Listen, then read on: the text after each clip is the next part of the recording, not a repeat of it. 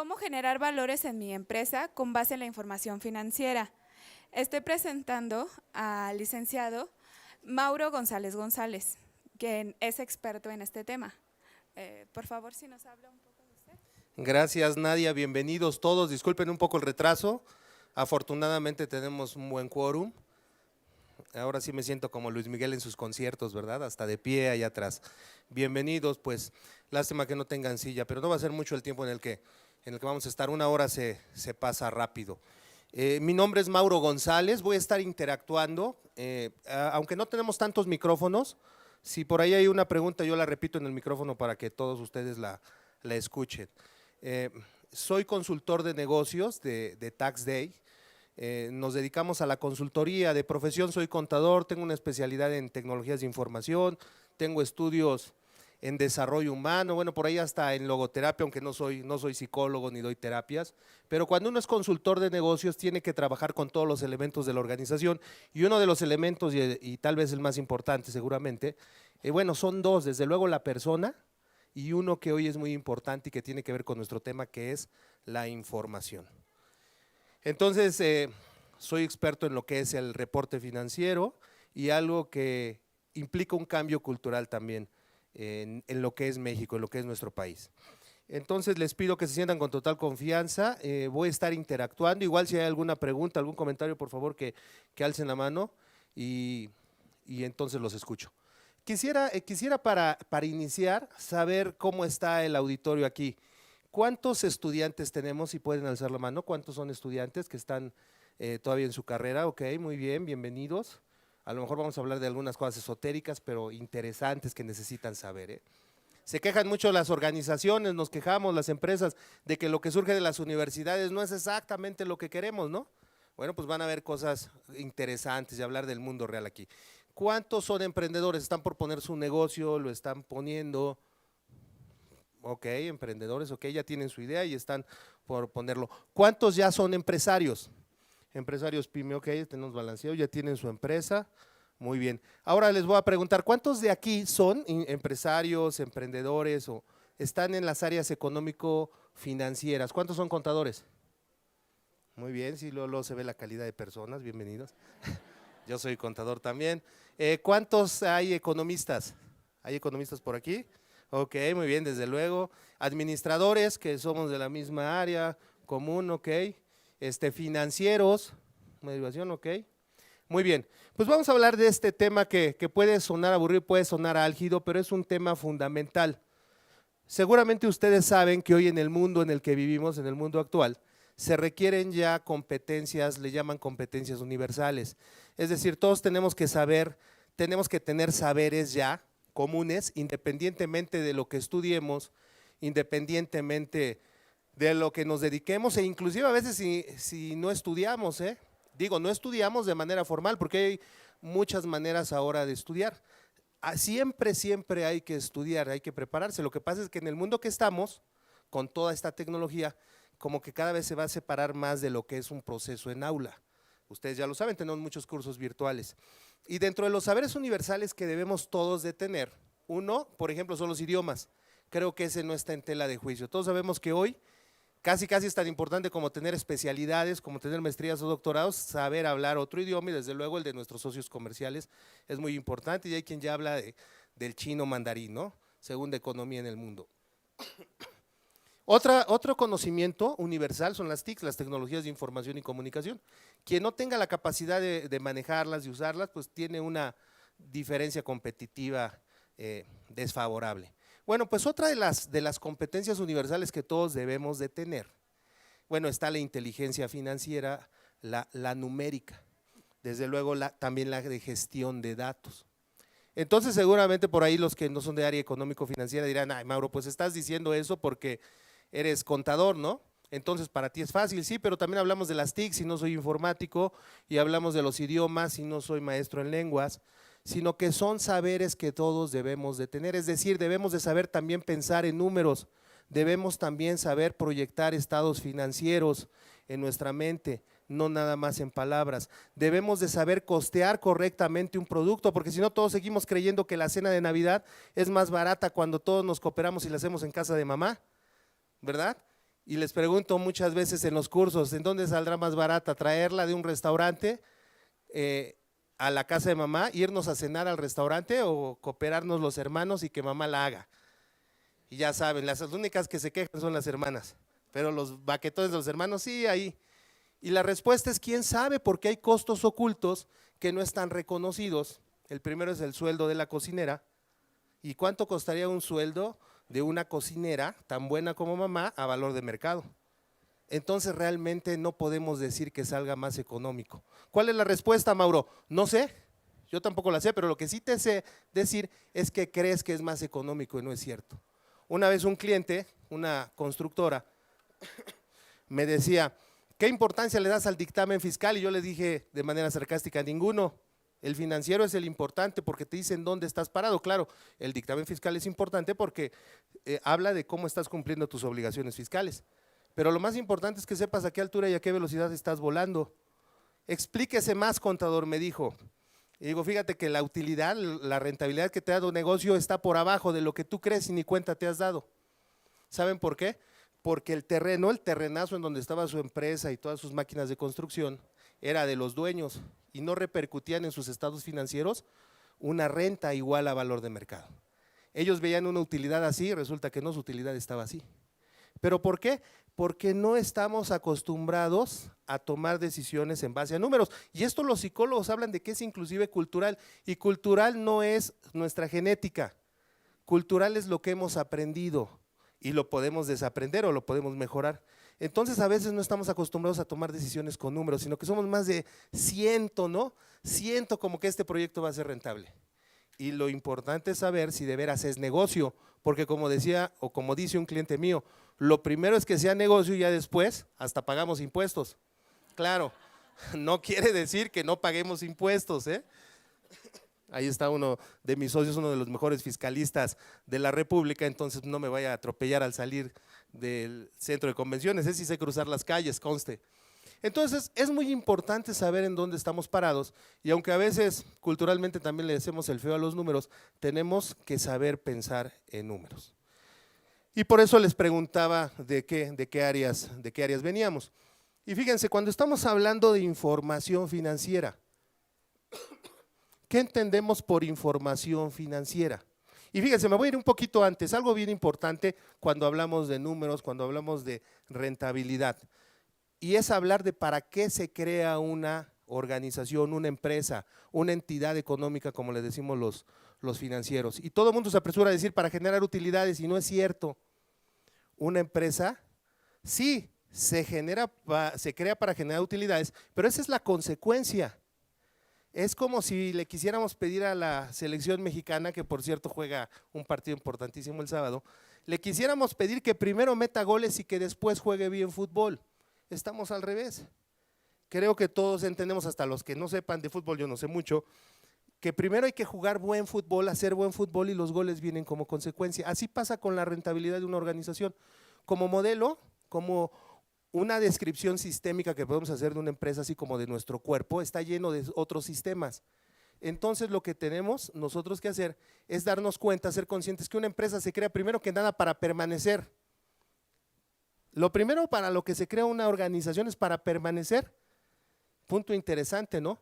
Segundo, para desarrollarse, crecer pero desarrollándose.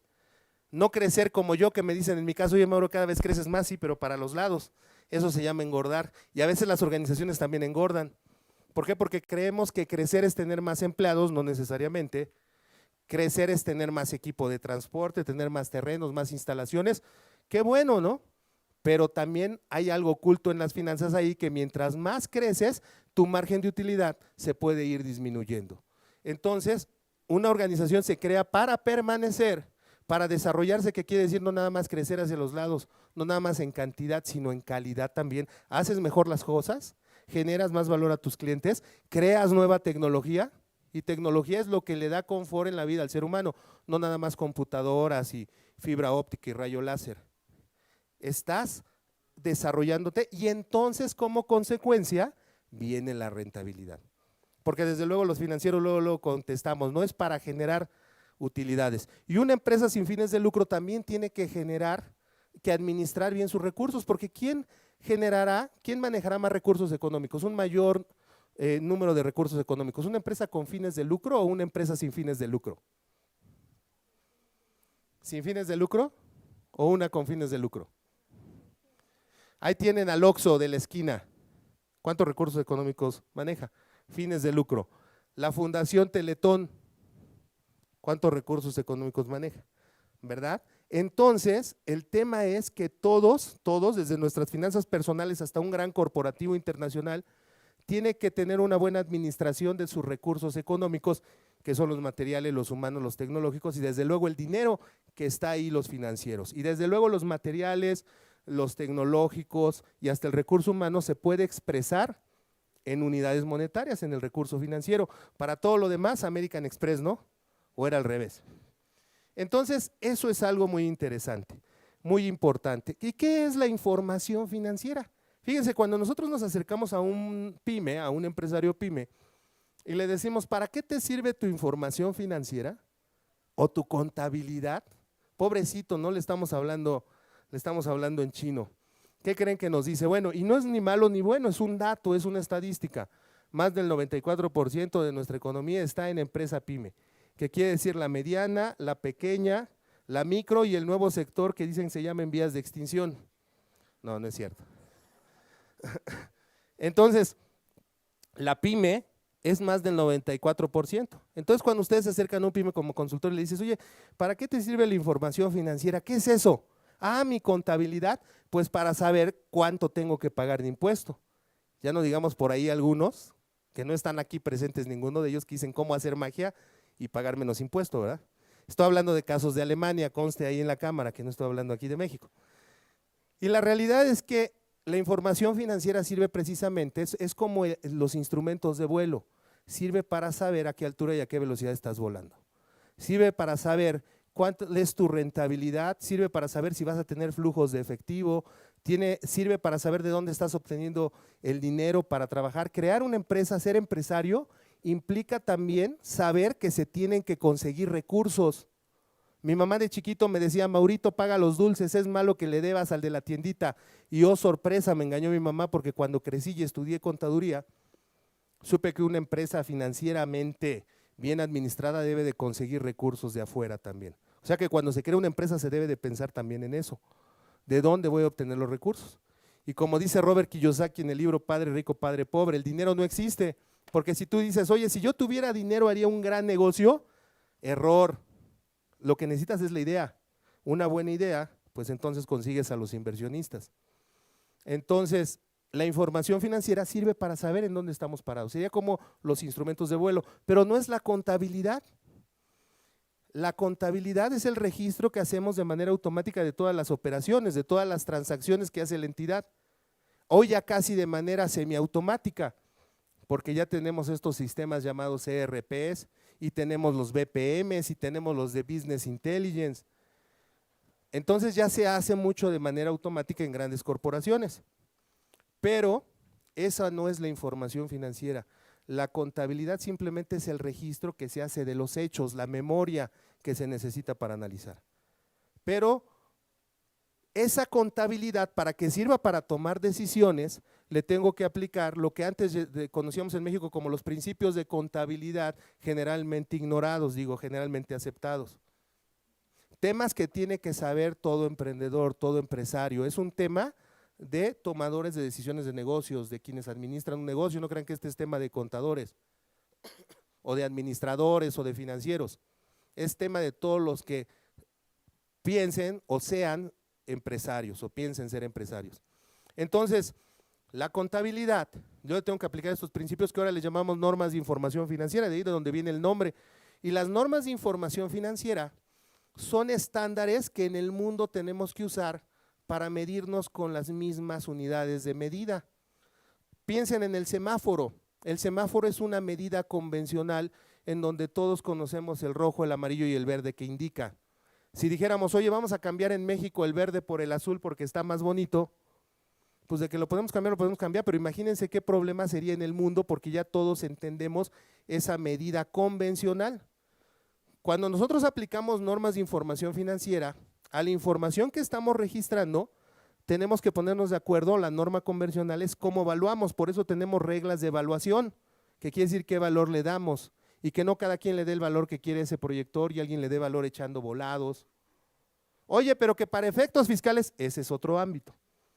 Es lo que te dice la ley y te callas. Bueno, después lo impugnas, ahí les presento a mi socio, el fiscalista, a Javier. Pero normas de evaluación, ¿cómo vamos a dar valor a las cosas? Normas de presentación, ¿en dónde lo presentas? Porque así se hace lo que llamamos como contabilidad creativa. Porque vienen recursos a la empresa, pero si vienen de afuera es un pasivo, lo debo. Pero si lo aportan los socios es capital, es dinero de los socios. Pero ¿qué crees? Que ese pasivo, que es dinero que me prestaron, me equivoco, registro 2 rengloncitos abajo. Me sigue cuadrando mi balance, pero la lectura es completamente diferente porque los recursos no son utilidades, sino que es un dinero que viene de afuera. ¿Ven por qué los contadores decimos me cuadra pero no me checa? Y dicen ya lo perdimos, ¿no? Houston, we have a problem. No, porque sigue cuadrando, pero ese dinero no viene de las utilidades, no viene de las ventas o no viene de aportaciones de los socios, viene de dinero que me están prestando y lo tengo que regresar. Entonces, por eso hay normas de presentación. Y el tercer tipo de reglas son las normas de revelación. La información financiera, por lo tanto, no es la contabilidad. La información financiera sale de la contabilidad al aplicarle las normas de evaluación, de presentación. Su entregable son los estados financieros como el balance general, el estado de resultados, que ya se llama estado de resultados integral, y no porque traiga fibra de trigo, simplemente ahí se los digo, el estado de flujos de efectivo, el estado de cambios en la situación financiera, y las notas a los estados financieros, que quiere decir la explicación de cuáles fueron los criterios que se siguieron para presentar la información que está en los estados financieros. Por eso les digo a mis colegas contadores, si el pintor plasma su obra de arte en un lienzo, el músico plasma su obra de arte en un pentagrama, los contadores, los financieros, los administradores, ¿en dónde lo plasmamos? En los estados financieros. Claro, a mi amigo el pianista en la cena dice, oye, les interpreto una pieza en el piano, el actor dice, les declamo una poesía, a mí nunca me verán diciendo, oiga, les hago un balance general, nunca, ¿eh? Eso de que sea arte es diferente, aunque me guste. Bueno, entonces la información financiera es la información que se presenta a través de los estados financieros y sus notas y que ya debe de seguir ciertas reglas en el mundo convencionales de medida, de cómo le dimos valor, los que participamos en el proceso contable, cómo lo presentamos, tenemos reglas de cómo presentarlo precisamente para no distorsionar y lo que vamos a revelar, que son las reglas de revelación en las notas a los estados financieros. Entonces eso es algo bien importante, solamente que ¿qué creen? Otra vez hablando de la estadística, pues culturalmente en México no se conoce mucho la información financiera porque ustedes saben, tenemos mucho la preocupación de los impuestos, las pymes. Entonces, pues desde luego es una obligación que debemos de cumplir, es algo difícil, cambiante. Un amigo que no es mi socio aquí presente, fiscalista también, dice, es que el principio de recaudación fiscal, aquí hacen una edición al video, dice de broma, el principio de recaudación fiscal es que todos somos evasores salvo que se demuestre lo contrario. Por eso es tan difícil, ¿no? Nos están cambiando la ley y nos redactan así como para que no vayas a entender deducir más.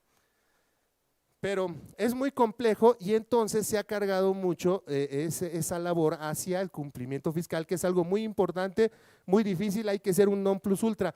Pero también hay otra parte, que es generar información para que tú sepas si de veras tu negocio es negocio, si de veras puede tener una continuidad, lo que decimos los contadores, negocio en marcha, si tiene futuro tu negocio. Porque hoy puede estar operando con utilidades y con flujo de efectivo, pero a lo mejor la manera en la que lo estás operando, ¿no?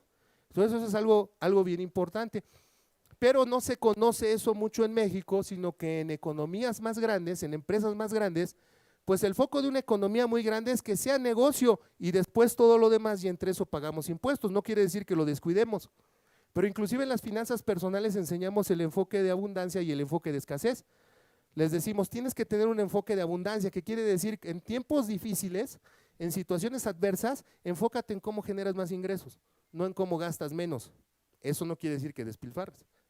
En una organización a lo mejor el punto de enfoque sería cómo pago menos impuestos, pues ojalá que no sea porque 2 más 2 te dé 3, nada más. Pero desde luego que optimizando tus costos y con la dificultad de los impuestos, tienes que enfocarte en cómo haces negocios productivos. Hoy en día, ya y a partir del 2014, pues a la autoridad fiscal se aventó la punta de decir que la contabilidad que se va a subir en el buzón tributario debe de llevar normas de información financiera. Entonces, olvídense, nos hizo dar un salto, como dicen, hiperespacial, porque tenemos que aplicar estos principios que se ocupan para que la empresa finalmente sepa a qué altura y a qué velocidad está volando. Entonces, esto es algo que debemos de saber. Oye, pero entonces mi información fiscal no me sirve. No, sí te sirve y la tienes que tener y tienes que respetar lo que dice la autoridad fiscal. Además, tienes que generar información para otros usuarios, porque si estás, por ejemplo, en un proceso de certificación de calidad, los auditores de calidad te van a pedir información y reportes y te van a auditar. Si tienes una actividad en donde trata residuos tóxicos o radioactivos o con especies animales protegidas, también va a haber autoridades que te van a pedir ciertos informes, reportes y también te van a llegar a revisar. ¿Y a quién tengo que atender? A todos tienes que darles información, pero lo más importante es que sea negocio, ¿no? Entonces, todas son importantes, pero sobre todo tienes que saber que de veras lo que estás haciendo es negocio y no te pase como la cena de Navidad. ¿De acuerdo? Vamos a ver un video porque para seguir en este tema, tenemos que entender en dónde estamos. Yo sé que todos ustedes saben en dónde estamos, en qué situación estamos viviendo, cuál es el momento, como dicen los políticos, coyuntural, en el que nos tocó vivir y no podemos decir como Mafalda, paren el mundo que aquí me bajo. Entonces, vamos a poner el video, por favor, es cortito.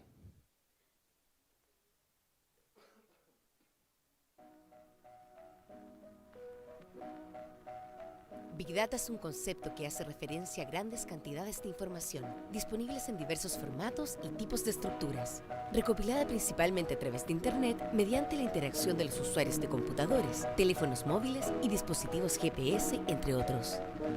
Más de 107 trillones de emails son enviados por año. El tráfico IP se cuadruplicará en el 2015. 30.000 millones de piezas son añadidas a Facebook cada mes. Sumado al anterior, se debe además considerar que cada usuario ya no tiene ni uno ni dos dispositivos conectados. Tiene al menos 3 de estos, con al menos 3 puntos de acceso, móvil por supuesto. Por medio de la correlación de datos contextualizados en forma oportuna y certera de la información disponible, nos permitiría interpretar el comportamiento de los usuarios que está plasmado en la red a niveles no manejados ni imaginados hasta ahora. Por ejemplo, a partir de un set de fotos publicadas, podríamos obtener el tipo de jeans preferido por las mujeres de cierta contextura en cierto punto georreferenciado. Pero acá es donde aparecen los obstáculos. Una plataforma Big Data enfrenta 2 grandes obstáculos en el procesamiento de la información, siendo estos: la velocidad al manipular los datos, debido al volumen y diversidad en el formato disponible, y la fiabilidad o confiabilidad de estos, ya que en algunos casos es imposible determinar su veracidad. Durante años el mercado ha desarrollado y perfeccionado métodos para descubrir de manera precisa las necesidades reales de los clientes, permitiendo a los proveedores hacer converger de forma certera y oportuna los servicios que puedan ser ofertados para estas necesidades, y que el cliente reconocerá como aporte de valor a su negocio o a satisfacer sus necesidades. Estos métodos o prácticas se basan en indagar la percepción del cliente respecto de los servicios consumidos, en lo que se denomina momento de la verdad, y la posterior reacción ante la experiencia de enfrentar el servicio contratado. Como método de apoyo a la orientación al cliente, nos encontramos principalmente con diferentes fuentes de información, internas, de mercado, satisfacción, etc., de donde podemos tomar decisiones para alinear con mayor precisión nuestras acciones respecto a lo que quiere el cliente, aumentando el nivel de empatía y cercanía. Esta huella está concentrada en grandes cantidades de información, repartidas por redes sociales, aplicaciones privadas y repositorios públicos. Y es acá donde la etnografía de la data y la información que ésta nos entrega requiere de un gran sistema o cerebro que pueda administrar en forma eficiente cada uno de los datos que ésta contiene. Precisamente es aquí donde el Big Data entra en el juego, proporcionando la capacidad de procesar grandes cantidades de información respecto de un contexto específico. Se incrementa el tamaño de la muestra, que al momento de ser procesada nos permite una mejor aproximación. ¿En qué momento estamos de nuestra vida? Lo podemos definir de muchas maneras y bajo muchos contextos, pero estamos en la era de la información. Acabamos de dejar atrás la era industrial. Algunos autores refieren ya a noviembre de 1989, la caída del muro de Berlín. Era cuando existían las secretarias, ¿no? Ahora mi secretaria se llama Blanquita y es una computadora HP que sí me puedo poner en las piernas para trabajar y no se enoja mi esposa. Pero el día de la secretaria la llevo a servicio. Era la era en la que la música la oíamos en acetato y los videos lo veíamos en cinta. Ahora ya no. También era la era de los empleados. ¿Se acuerdan qué bonitos ese invento de los empleados? ¿Por qué? Porque ya no existen. Los empleados eran los que buscaban que una organización les diera trabajo toda su vida. Ahora hay que mejorarnos todos los días y renovar, porque si tengo maestrías y doctorados, a lo mejor eso demuestra que estoy perfectamente bien preparado para un mundo que ya no existe. Entonces tengo que seguirme mejorando para poder garantizar que le voy a generar valor a mi cliente.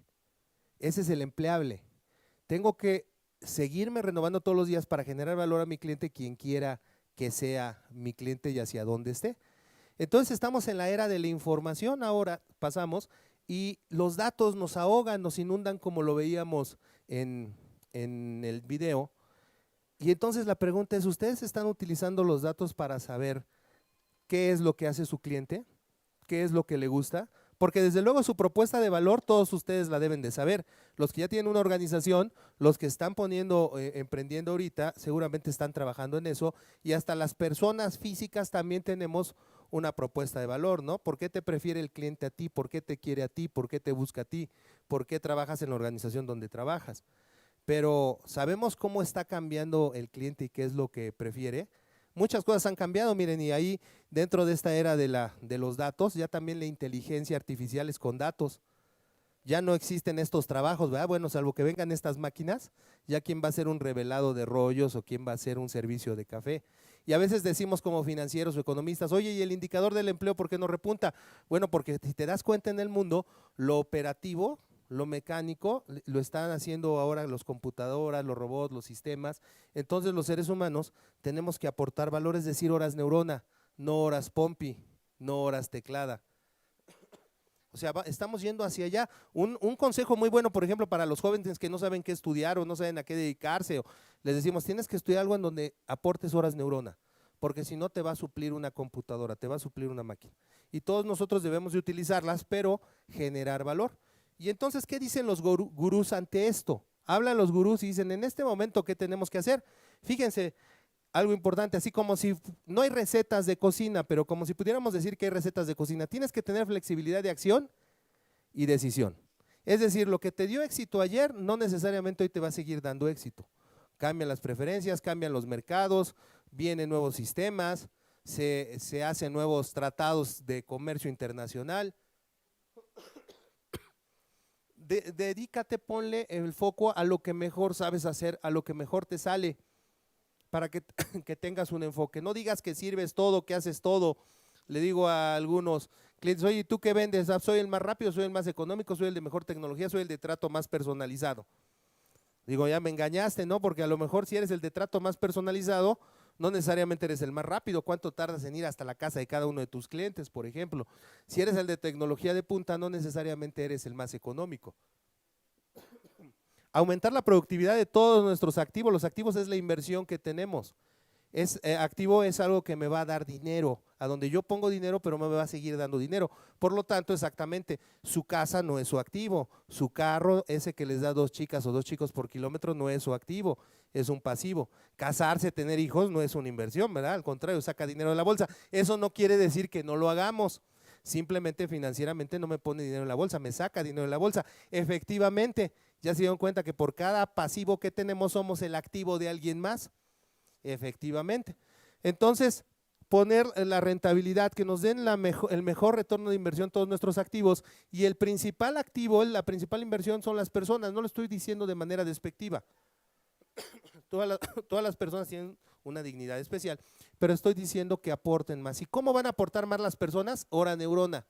Por eso el desarrollarse, por eso estos foros, porque lo que buscan es que nos desarrollemos todos y que generemos valor con hora neurona.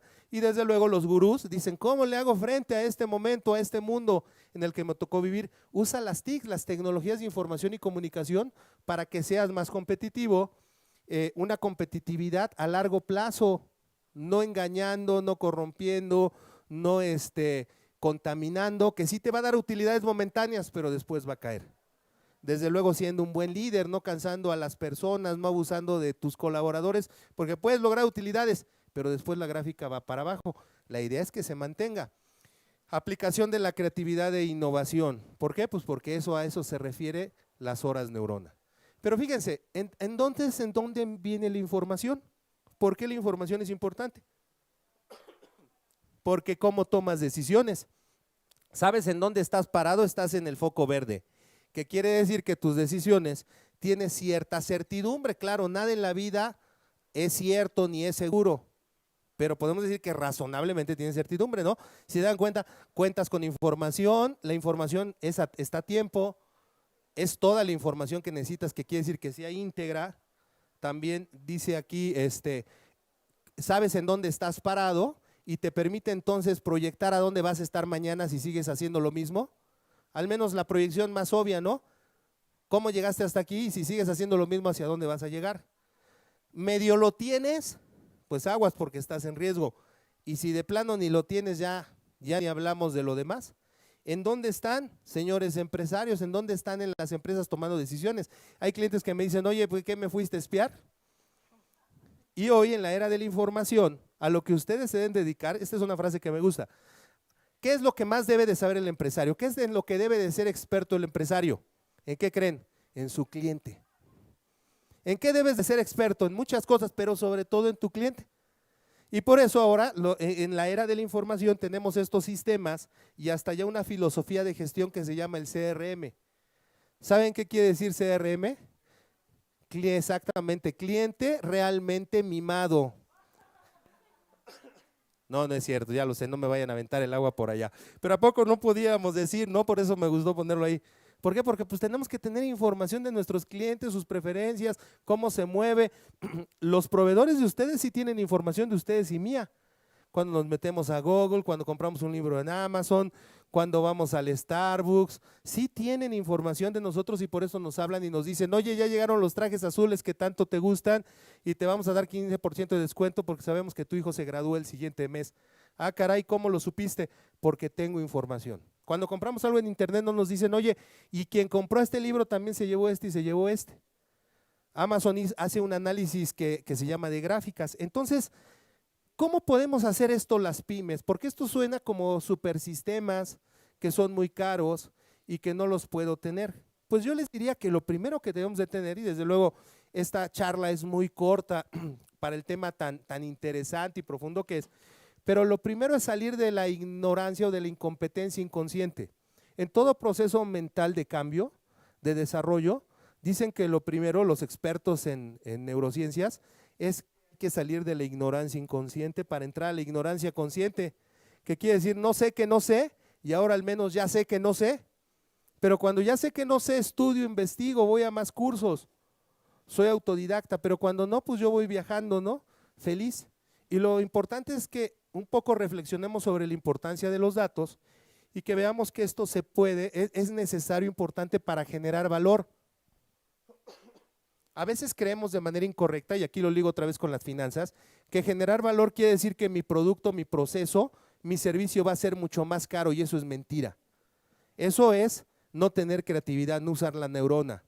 Realmente innovar en valor quiere decir que la percepción de valor de mi cliente sea más alta, pero que yo optimice mis costos, tampoco que los baje necesariamente porque meto mala calidad, mala materia prima, no hay capacitación para mis colaboradores. Quiere decir que la percepción de valor de mi cliente sea mayor, suba, pero mis costos se optimicen, probablemente que bajen.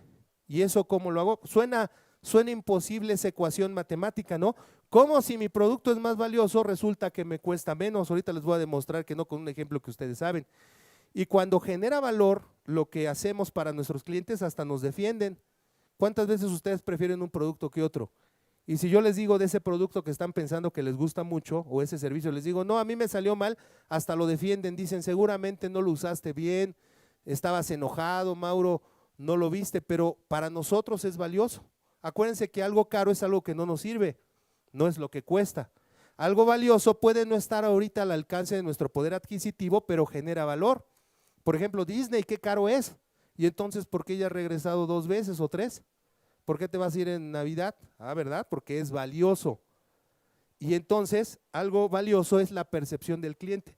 Y solamente así con información puedo saber cómo, qué es lo que no debo de hacer, qué mantengo, qué muevo. Y fíjense, el ejemplo es tomo este ejemplo del libro que se llama La Estrategia del Océano Azul, lectura obligada para todo el que quiera ser emprendedor y para todo el que esté en el mundo de los negocios, de Blue Ocean Strategy o la estrategia del océano azul, y quiere decir cómo generas valor a tus clientes y tú te conviertes en el primero, alguien que no tenga competencia, el que das algo que nadie está dando, o al menos como tú.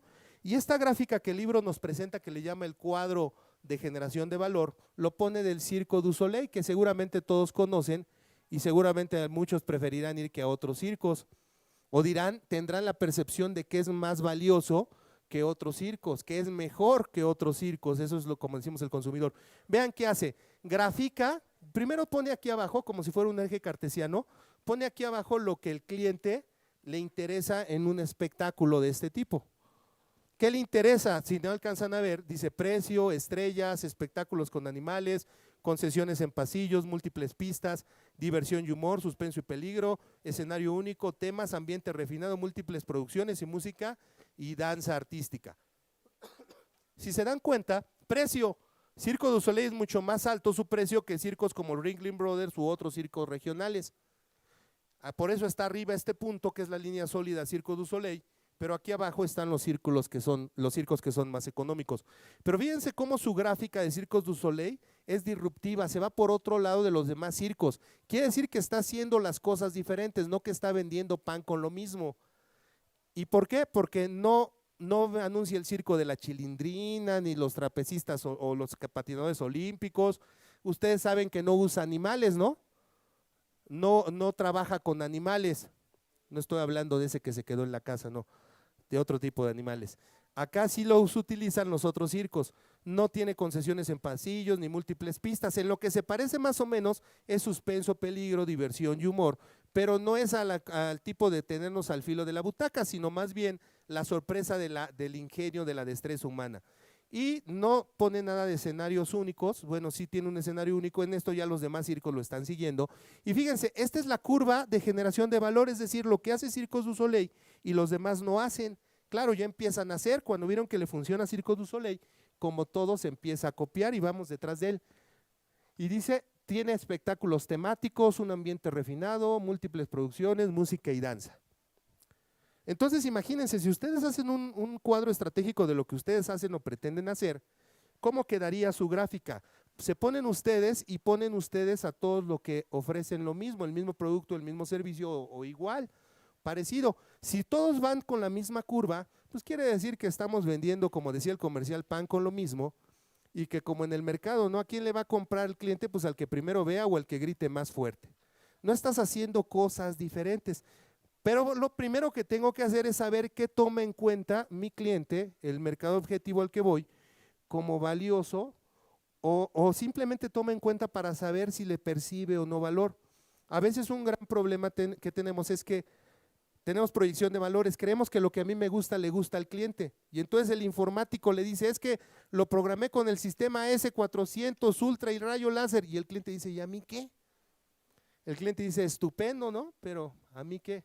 O sea, fabuloso, qué bien, no piensen mal. Entonces, si ustedes, lo primero que necesitan saber es qué pasa, cómo se está consumiendo su producto, qué prefiere el cliente. Que por cierto, las redes aquí son muy útiles, las redes sociales. Quienes ya tienen cierta edad como yo, los que están menos jóvenes que otros como yo, a veces decimos esas payasadas de las redes sociales, pero las redes sociales y los blogs y todo esto te debe servir para que tu cliente te conozca y sobre todo para que tú conozcas a tu cliente. ¿Qué le gusta? ¿Qué ya no le gusta? ¿En qué tiempo le gusta ahora? Porque va cambiando y entonces tú sepas hacia dónde está tu propuesta de valor. Y desde luego tu propuesta de valor va a un mercado específico, no todo le gusta a todos. Por ejemplo, ¿se imaginan una cafetería que no venda café? Pues claro, ¿quién les dijo que Starbucks vende café? Es esta experiencia de Business Center. Y no a todos les gusta el café de Starbucks o el ambiente de Starbucks, pero va muy orientado a eso. Entonces, el paradigma de gestión de información ahora no es nada más recopilar la información que tenemos, la información que tenemos de diferentes fuentes, como lo decía el video, y capturarlas o almacenarlas en lo que es, por ejemplo, la contabilidad. Tenemos que hacer hablar esta información y que de manera gráfica nos haga las preguntas frecuentes: ¿cuánto vendí? ¿Cuánto gasté en esto? ¿Cuál fue mi margen de utilidad? Como en un auto, las preguntas frecuentes siempre van a ser: ¿cuánto traigo de gasolina? ¿Está bien la carga eléctrica? Y no tenemos que estar apretando botones y abrir el cofre para ver esas preguntas que siempre vamos a hacer. Ahora, si tú ya tienes preguntas más específicas, tienes que tener la capacidad de mover el cubo, que quiere decir, el cubo, no vayan a oír mal. ¿Qué quiere decir mover el cubo? Que tú puedas manejar tus bases de datos, tú el que tiene el negocio aquí, no el experto en sistemas, no el de informática, sino tú que tienes el negocio, así como este juego del cubo de Rubik, que el juego consiste en armar todos los colores juntos. Tomar decisiones es al revés, tienes que revolverlos tanto como para que veas lo que no se ve a simple vista. Y les voy a poner un ejemplo, porque hasta aquí muchos ya se habrán decepcionado y dicen: oye, pues son grandes sistemas que no podemos acceder las pymes. No es cierto, esto se puede hacer hasta con una hoja de Excel, si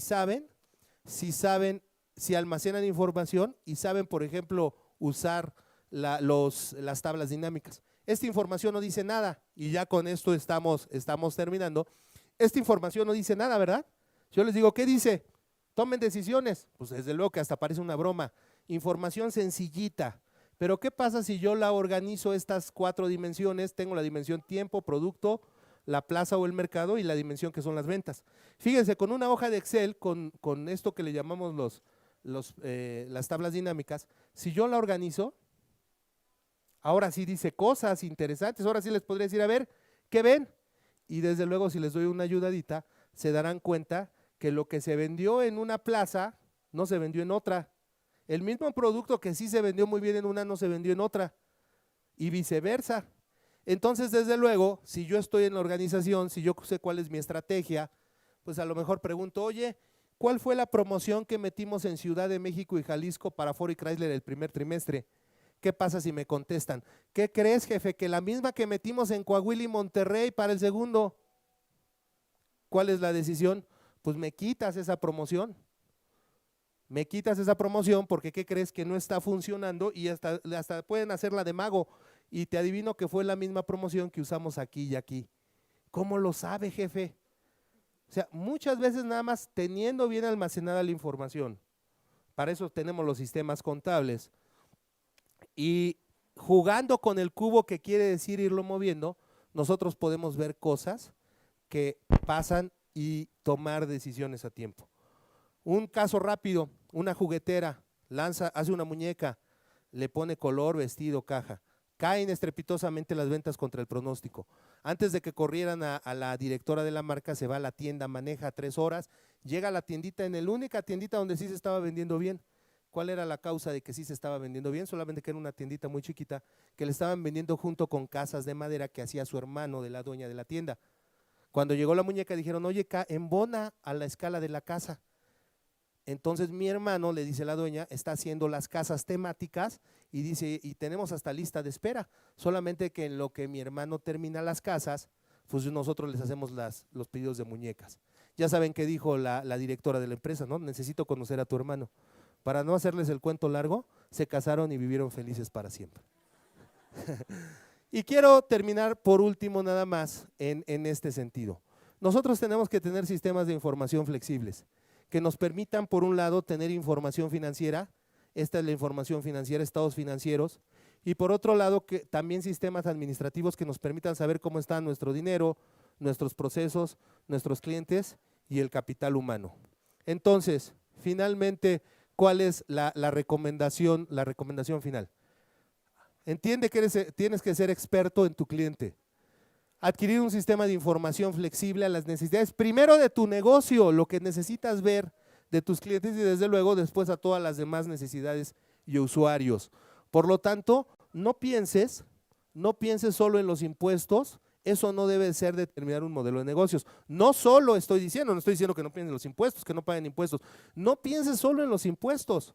Eso no debe determinar tu modelo de negocio. Es triste cuando se acerca un empresario o un emprendedor y dice, oye, quiero hacer esto y aquello, pero por los impuestos tiene que ser negocio.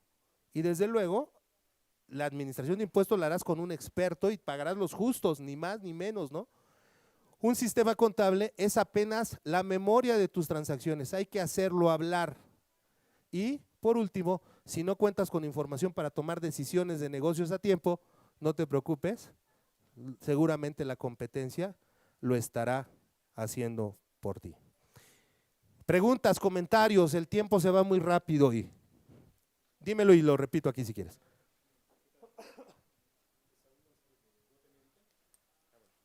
Saúl González de Gote Médica. La pregunta aquí es, ¿cuál es el perfil para poder tener un administrador o un contador o alguien que se encargue del área operativa? No del área operativa, más bien del área administrativa en la empresa. Yo soy de formación médico cardiólogo y me han picado los ojos 3 administradores, 5 contadores. Entonces, ¿qué es lo que tengo que hacer? ¿Regresar, ponerme a estudiar contabilidad y administración? ¿O cómo le hago para que no me los piquen? Y de qué manera yo puedo saber cómo está la empresa con solo ver los estados financieros o algún resumen de todo el manojo de cables, ¿no? Muchas gracias. Sí, desde luego tú tienes que estudiar administración, tienes que estudiar finanzas, es un conocimiento de todos. Hablar de información financiera, no crean que a los cursos llegan contadores nada más, llegan empresarios, llegan ingenieros, llegan doctores, llegan antropólogos, no son los que se la viven en antros, esos son antrólogos. Sí tienes que tener conocimientos financieros, desde luego, no una carrera, pero sí los debes de tener. Y segundo, tienes que aprender de liderazgo. Un líder siempre tiene que hablar desde su responsabilidad, que quiere decir cómo yo de alguna manera estoy propiciando esto. Cuando aprendes liderazgo, aprendes que también debes de gestionar por objetivos, por objetivos que sean medibles y que sean claros. Es como a tu hijo, si a tu hijo le dices arregla el cuarto, pues ¿qué es arreglar el cuarto? Si no lo revisas, si no le das cuáles son los recursos que tiene que hacer, entonces también pensemos desde eso, ¿no? Oye, entonces dices que yo tengo la culpa, no, desde la responsabilidad, no desde la culpa. Oye, entonces si me dejó mi esposa es mi culpa, ¿quién la eligió como esposa? Eso es hablar desde la responsabilidad, ¿de acuerdo? Otra pregunta. Sí, muy buenas tardes. Mi nombre es Maritza, contador público y también maestra docente. Bueno, aquí la pregunta que yo tengo es que, bueno, yo hablo al contrario aquí de la persona, es al contrario. Yo tengo muchos clientes, en su mayoría pequeños contribuyentes, lo que ahora son RIF, ¿no? Que son las pymes. El problema que yo tengo, vaya, es enfocado a lo que usted está hablando, que siempre te buscan, pero para pagar menos impuestos. Entonces, poco les importa lo que es la administración, lo que son los costos, lo que es en realidad para lo que debe de servirte a ti esta información. Entonces, ¿cuál sería su recomendación para crearles la cultura a ellos de que realmente la contabilidad de la información financiera no es solamente pagar impuestos, no es solamente reducir impuestos? ¿Cómo podríamos nosotros hacerles ahora sí que conciencia de esa cultura? Muchas gracias. Híjole, qué preguntas tan difíciles. Mejor les contesto cómo se logra la felicidad, que tampoco lo sé. No, mira, sí es cierto, aquí vamos a entrar a otras áreas. Acuérdate que nadie es profeta en su tierra. Primero, no es malo. Recordemos que estamos en una industria pyme y ya con esto termino. Nadie es profeta en su tierra. Si tú le dices a tu hija, tápate, no te hace caso, y si su novio le dice, hace frío, se tapa. Hay que hacer publicidad cruzada. Los colegios de contadores debemos de darle capacitación a los empresarios, porque sí, cuando a mí me toca darle cursos a empresarios, dicen, ¿en serio para eso sirve un contador? Entonces hay que ir cambiando poco a poco esa cultura empresarial. ¿Saben qué? Me dicen que una pregunta más o ya no tenemos tiempo. ¿Sí? Una más y ya, me dejas a ella y ahorita por favor, si eres tan amable.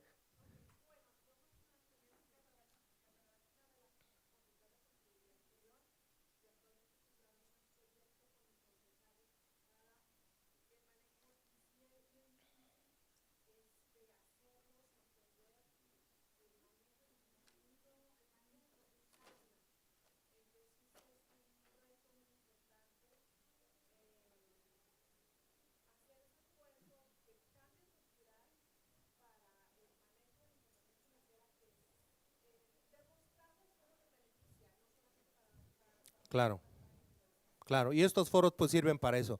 Les quiero agradecer mucho su permanencia. Yo voy a estar todavía un rato. Si quieren comentar algo, preguntar algo, con todo gusto lo hacemos ahí en cortito allá afuera. Muchas gracias. No sé si vas a decir algo más, Nadia. Muchas gracias, muchas gracias. Buena tarde.